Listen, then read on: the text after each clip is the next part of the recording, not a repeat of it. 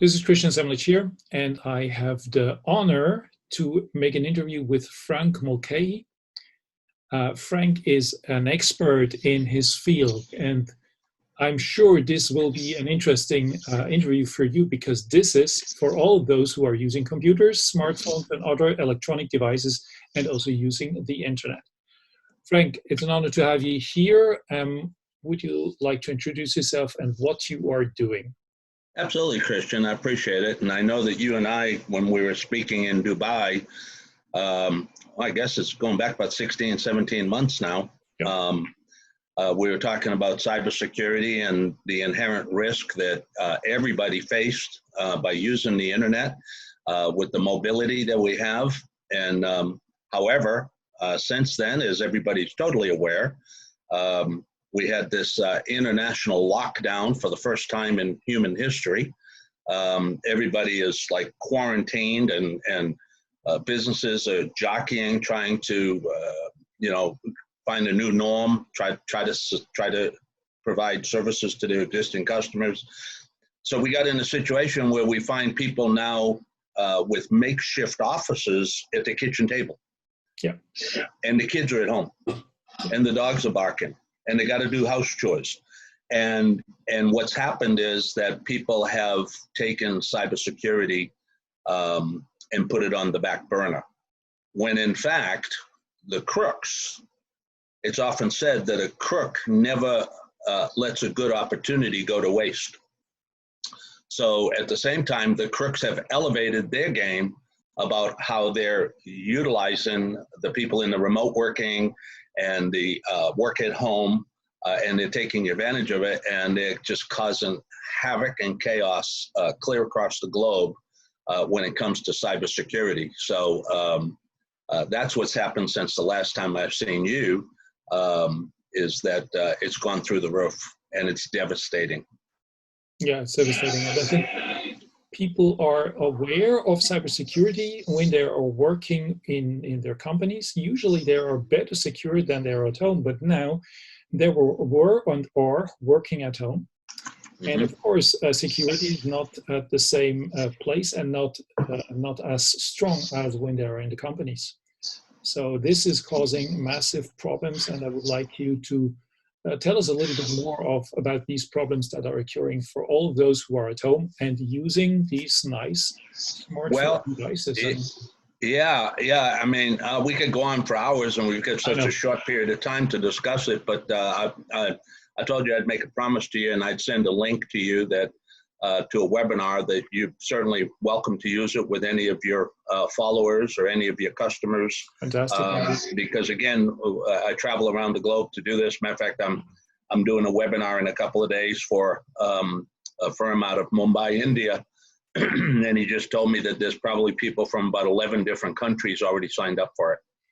So what we're going to discuss, it's not just a United States problem. Certainly we have the burden of being the #1 target of cyber criminals in the world. The United States is actually 62% of all identity theft that happens in the world happens in the United States. And but yet equally around the globe, I don't care whether it's in Europe or it's in Asia or it's, in South America. One of the things that everybody has to accept is what I call cybersecurity awareness training. Yep. Cybersecurity awareness, right? You just mentioned identity theft. Could you please go a little bit into that? Because here, when I promote it on Facebook or on social media where there's a lot of private people, identity theft might be something that a lot of people are not aware. Well, they're aware of the words, but they're not aware of what the damages are. Yeah. Right. And so what I mean by that is that, if you line up 100 people and you ask them, what is identity theft? And the first thing they say is, well, somebody took my credit card or somebody hacked into my bank account.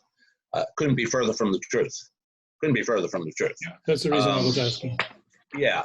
Identity theft. I want people to think of this. What is your digital DNA? right? And here's what I mean by that. Go back to the very first school. Matter of fact, go back to when you were born in the United States. We have what's called a Social Security number, right? And that's used to go through life and go through taxation and all that. But it's given when you're at the hospital, when you're born. Now, it never changes for the rest of your life. And so if a crook gets a hold of that Social Security number for a 1-year-old, they can use that number. And in the United States, the family doesn't know about it until the kid turns 18 and gets their own credit report from the credit reporting bureaus, right? Because basically it's inactive and it's only used for insurance and school purposes. So the crooks are destroying the opportunity for children to go to higher education because they're using part of that child's, they're using the Social Security number and putting it with another name. And it's what we call synthetic identity theft. Synthetic identity theft. I may take your driver's license and my date of birth and my Social Security number and somebody else's addresses and make a whole brand new person. So now everybody's impacted, but yet it's harder to detect. But I want you to stop and think about this as well. Every time that you got an insurance policy, motor vehicle registration, every time you got a credit card, a job application, anytime you did a home mortgage application, anytime you filled out a job interview, you went on Netflix or you went to Amazon or you went on Emirates Airline. All these people have our data and our professional licenses and our security clearances. As international travelers, we have here in the States what's called global entry. Well, I got to go through security to get the global entry, and then I'm able to go, in and out of customs relatively quickly. Well, that's part of my digital DNA, right? So imagine being in a foreign country, and then all of a sudden some cyber crook, half a world away, uses your digital DNA, and now you're the one that's getting arrested. Because if they're gonna take your credit card, Christian, what else are they capable of doing? Yeah. Can they commit fraud? Or how about this one? Can they go on the dark web and order illicit products using your financial information? And what I mean by that, and we'll talk about the dark web here in a minute, but the dark web is the underbelly of the internet. It's where it runs with, you can't see it. It's an immensity, right? So you got the regular web. You want to go into Google. You want to go see the news on the New York Times or the Washington Post, and that's only 4% of the internet traffic. But then we got the deep web, which is where we have to use a username and a password, and that's the biggest problem right there. Your passwords. We'll talk about that. But you put in a username and a password to access an account. That's the deep web. That is about 90% of the internet. The bottom 6% is called the dark web. And the dark web is where the crooks operate with anonymity. It's where the crooks go in and they actually, you can't track them down. Sometimes it's pirate ships out in the ocean, but it's going from server to server to server to server. And as a result of that, what the crooks have done is they set up underground auction sites, just like eBay, right? Just like going to Amazon and saying, hey, I want to buy this, I want to buy that. Only the difference is they say, I want to buy heroin, I want to buy opioids, I want to buy fentanyl, I want to buy weapons, I want to buy slave labor, child pornography, trade secrets. I want to take the stolen databases so I can become a crook. I want to take the courses to use how to use the stolen databases so I can become the crook. And this is what's happening, is that our information is being bought and sold down there. And so when I talk about your digital DNA, once it's down there, you can't get it back. Yep. You can't get it back. And so that's the underbelly of the true sense of what is identity theft. How it happens, that's a totally different subject. Yeah. Frank, tell us something about how to protect ourselves from identity theft. What can we do what helps us best to protect ourselves? You have to take cyber awareness courses. You have to study up. You have to be preventive. You know, obviously, if somebody's concerned about their health, and let's say that a family has a history of heart disease, or family has a history of cancer, maybe the females have breast cancer. You and I know that most people are going to go in and study when it comes close to home, right? What my diet, what about my physical activity, what should I avoid instead of working at the chemical plant? You know, when danger comes close to somebody's home, in the health field now, they take all these preemptive measures, right? Well, I want everybody to understand, you will be a victim of identity theft. It's not a matter of if. It's not a matter of when. It's a matter of how many times, folks. Oh my God. And I'll give it in perspective. In the United States, we have 326 million people, but in the last 10 years, we have had over 6.5 billion pieces of information compromised. 6.5 billion, right? Which means that that's 19 times for every single person, including the newborns in the United States. Wow. So tell me, what would make me feel comfortable that I'm not going to be the victim, that I'm not going to pay the price? Because again, I just shared with you that there's this system where people can go out there and purchase this information online. And I'll give you an example. I did a webinar yesterday for a big company down here in Texas, and I used an example of a recent breach at Facebook, right? They lost 550 million pieces of information. Wow. And was sold on the dark web for $500 US. $500 US. Now, it didn't have all the data. It had usernames, it had passwords, it had unique identifying information, had some addresses, but it didn't have the credit cards. But you know what? It doesn't need the credit cards, right? They pretext. They take that information and then they match it up, and the passwords. Look, if they got the password for Facebook, it's sad to say that we're probably going to get into your other accounts if we had that. Because too many people, because they don't have cybersecurity awareness training, they're not taking this serious until after the event happens. But what they're doing is they're using the same password on multiple accounts. Yep. Right? I read a study earlier this month, and they said that the average user has about 85 to 90 accounts where they use a password. And if you stop and think about it, it's every place you shop, every place you bank, every place you do any kind of access, your email, right, your Twitter account, your LinkedIn account, your Facebook account. And if we can get a stolen database where we got your Facebook password, then what the crooks do, they call it credential stuffing. They'll take that password, but they'll go over to your other accounts and force it out there. And they'll say, I got in it. You know, because most people use 4 or 5 passwords. But again, they have 80 and 90 accounts, right? So this is the cybersecurity awareness. Your medical ID, your medical records. You know, here in the United States, because we have private insurance, some people don't have insurance. You know, they have to go into Medicare or Medicaid or something like that.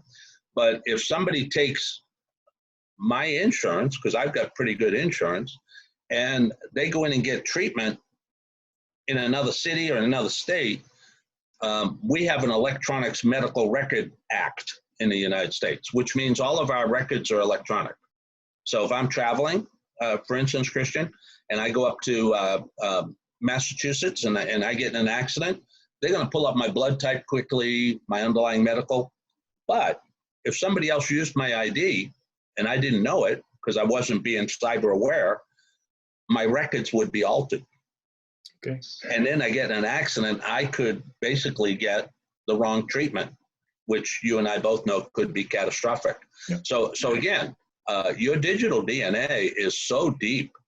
Imagine if you're a professional and you have to have a professional license, or you have to have security clearances. Well, what happens when the cyber crook uses your ID? Yeah. You lose your professional license, you lose your security clearances. Yeah. I would like to point out that special thing that you just mentioned before. People have 60 to 80 accounts and are using usually 4 to 5, maybe 10 different kind of passwords, because that's something that works internationally. Everyone can take care of their passwords, change them, maybe bring some systematic into it, or nothing. There are password generators that really give you some whatever kind of passwords. Can we trust these password generators? Do you know something about that? You know, you have to research them. Okay. You know, everybody asks, which one do you recommend? I don't want to get in trouble and recommend one, and then all of a sudden they go rogue. You know, because when we do these recordings, they're out there forever. But there are several out there. I would go to some of your trade magazines, whatever country you're in. Yep. So if you have a computer centric type, you know, where we all know in our different countries what magazines we can trust, right? And I would go in there and ask which one. They're called password management systems. Okay, and basically here's how they work. They work like a vault, right? Like a safe. Yep. So you know, when we travel and we go to these different hotels, you know, we put everything in the safe in the room, right? I mean, I don't stay at a hotel if it doesn't have a safe in the room. I don't, right? Because I don't want to carry my passport down to the pool or the workout gym or to dinner, but I don't want to leave it in the room either. So I need to have a vault. So your password management systems work like this. You have one password up here in your head, and that lets you into the vault. And then when you get into the password management system, you go to each account, whether it's your Netflix account, your mortgage account, your insurance accounts, whatever it is, and it will automatically generate an encryption-grade password for that account. And every time you visit that account, whether it's on a mobile handheld device or it's whether on your laptop or whatever, it will generate that password. So the only downside is you cannot forget what that one password is. There is no chance to regenerate that, right? Because theoretically, the companies that you get the password management system from, they don't keep your password. Yeah. Okay. Yeah, maximum security. Yeah, about as best as it can get. However, if you really want to go to a higher level, there's also what's called security keys. Okay. Now, security key will work very similar to a small USB thumb drive, right? And what that means is that, and I have one, and when I want to go into my computer and start going to the sites, I have to put this in my computer. Okay. And I have another adapter so that it'll go into my Android, okay? But this security key is what's allowing all the passwords to go back and forth under encryption. And you can get those for $40 to $80, $90. But again, don't lose the key. So it's not perfect. Yeah, it's not perfect. There is no system that is perfect, but I think you just gave us two answers or two possibilities to really protect us. Security key that you just mentioned, or this security management systems. Besides, of course, these password generators. I saw some of them. They're also very interesting, but in fact, we need to have something that is really unique. Especially and biometrics is coming a long way. It does have its downside. It does have its flaw. I mean, Apple just yesterday figured out how to take the pictures while you still got the mask on. So you know, that's kind of crazy. But what happens when you have identical twins, right? Yeah, but the fingerprint is not the same, even for identical prints, right? Yep, yeah, but the fingerprint has already been proved that it can be hacked. We have a program over here in the United States, the Discovery Channel, and there was this program called Mythbusters. Right, you can look it up online. Mythbusters, fingerprint edition. This guy Jamie, he's a quacky scientist, you know, and he's trying to beat all of these door locks where you have to use your fingerprint, biometrics. And he was trying all kinds of synthetics. He just couldn't get it to work. But then with the synthetic latex on his finger, put his hand up to his mouth like this, and he wet it. He said, well, "I'll try that," and it worked. Okay. It had the moisture. Yep. And the fingerprint opened the door lock, and that was 3 years ago, maybe 4 years ago. So listen, anything can be hacked. Anything can be hacked. Yeah. Whether it's from the outside, and depending on what study we see, it goes anywhere from 50 to 74%. They say that data breaches here in the North American continent, 60 to 70% are human error. Because we're careless, we're cavalier, we're casual. I'll give you an example for everybody that's listening to us.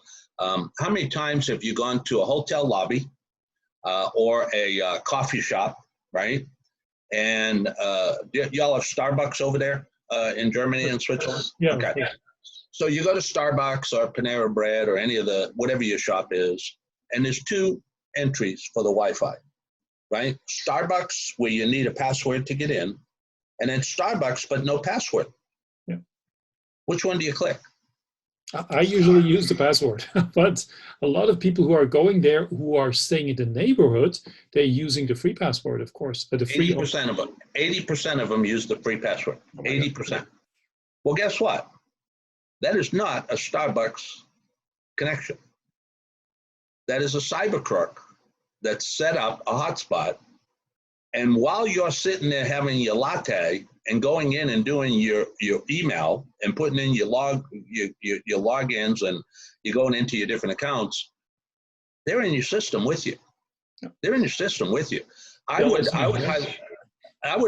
highly tell everybody, don't use any system in the public arena without having a VPN, a virtual private network. Because then everything that comes and goes is encrypted from your end coming in and out, and nobody can snoop in and see what you're doing. You got to get a good VPN, and they're cheap. They're only a couple, $3, $4 a month, right? Yep. A virtual private network. And let's go back to the remote and the work from home. You have a virtual private network at the office, right? But everybody had to do this emergency, sending everybody to home, and they're using their own personal devices, and most of them didn't have VPN, and that's when the crooks are getting right into their systems from there. So you need to do that. And one other hint for the travelers, right? We're always traveling. We're going to the coffee shop. We're going to the airport terminal, and our cell phones are running low, and there's a charging station.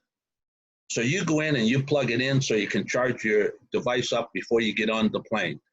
Don't do it. Avoid it. It's called juice jacking. Juice jacking. What it means is they're actually downloading a virus while you think that you're charging the phone. Yeah. Be cautious of any public access that's going to let you charge your device. Okay. Frank, this was incredibly valuable, I think, for all of us who are not really aware of the different kinds of threats that we are having. I really appreciate that you were taking your free time during the weekend to have that call and to give us all of these information. Frank, where can we find more information about identity theft or cybersecurity? So a couple of places you can go. You can reach out to me. All of my contact is at what's called callfrank.today. Callfrank.today. Okay. And that's what we call a digital business card, right? And it's got links for my LinkedIn and you know, my Facebook and my YouTube. That's one way. But go to youtube.com and then / my name, Frank Mulcahy. youtube.com/Frank Mulcahy, because I'm loading out lots of videos, instruction, and it talks about juice jacking. Another one will be talk about password management. Another one will be talking about medical identity theft and LinkedIn identity theft and virtual private networks. So as the crooks are ever vigilant, coming out with new ways that they're taking advantage of us, it's not difficult for me to go record a 2 or 3 minute cybersecurity awareness moment, is what I call them. It's free. They should subscribe to it, because effective in June, I'll be actually, for all the subscribers, I'll be posting out, hey, there's another video. You're welcome to go look at it, share it with your friends. So it's just, I'm at the point in my life right now that I'll be 69 and my birthday next week, and there's no way I'm going to retire. The crooks have me. The crooks have me so vigilant, and I love being able to bring in layman's terms, if you would, how people can become cyber aware. Okay, don't call me if you want me to program all your computers and the hardware and the software. That's for the technical wizards. That's for the technical wizards. But my whole life, I've studied two things. I've studied human behavior and technology. And that's where we have the convergence. We have the technology and we have the human behavior, and the human behavior is responsible for probably at least 75% of all identity theft going on worldwide. So everybody here, if we just have a little bit of cybersecurity awareness on a regular basis and share it with our children, share it with everybody we know at our work, then together we can deter, detect, and defend against this threat. And so that would be my advice to somebody, is become cybersecurity aware. It doesn't cost you to join the YouTube channel. Good, fantastic. I thank you, Frank, for taking the time and giving us all of these very, very precious advice. So, Frank, I wish you a fantastic weekend. We will speak later on. And appreciate it. Yeah, I appreciate it. I mean, I even learned something out of this call during, although we had so many hours together, spent so many hours together in Dubai and Bahrain, where we were sharing stage together and having dinner and lunch. So reach out for Frank if you have some issues with that. Go to his sites, go to his YouTube channels. You will learn a lot about identity theft, about cybersecurity. And please protect yourself. We are in pandemic and want to stay safe, medical-wise, but we don't take care of our security, of our cybersecurity. We are using a few passwords for a huge amount of websites, which is a massive threat for your whole life and for your family. Please be aware of that, because the virus is going over, but cybersecurity and identity theft, they will stay. And as you heard Frank saying, it's not a matter of when, it's not a matter of if, but of how many times. So be aware of that. So thank you for all of you watching this interview. And Frank, again, thank you and have a fantastic time. And please stay with us as long as possible. And I want to see you live again.